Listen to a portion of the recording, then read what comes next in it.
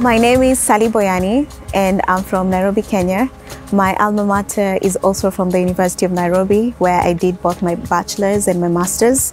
I did political science for my bachelor's and mastered in public policy and research.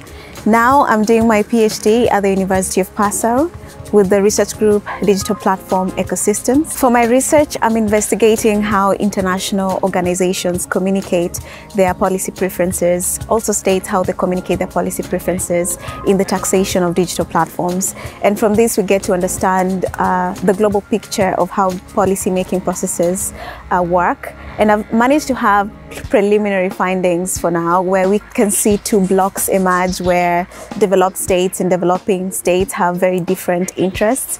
This is because the economies are also very different, they're not homogeneous, and the interests vary. So the problem is, how do we make policy preferences for both developing states and the developed world to have a convergence that benefits both worlds?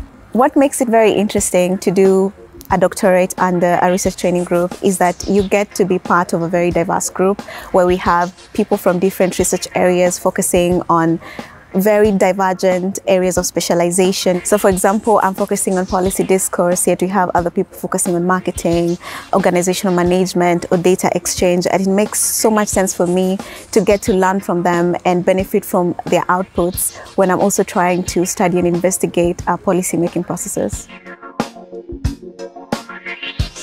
My hidden talent is writing poetry and fanfic, and since I moved to Passau, this has been very inspiring, and the talent has been so imagined to me because this is a really beautiful city.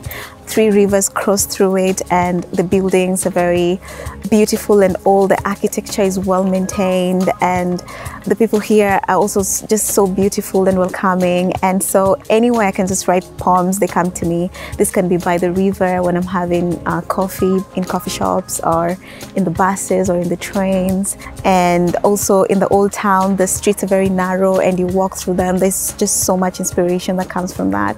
And these poems aren't published, so I can say this is really a hidden talent. When I first got here in Passau, I wrote a poem, and this is how it goes. I now live in a painting, the Claude Monet kind, where time drifts in soft pastels and light bends like a whispered dream. Buildings stand as old as time, frozen in hues of quiet decay, trapped within a time-worn loop where footsteps fade like falling leaves.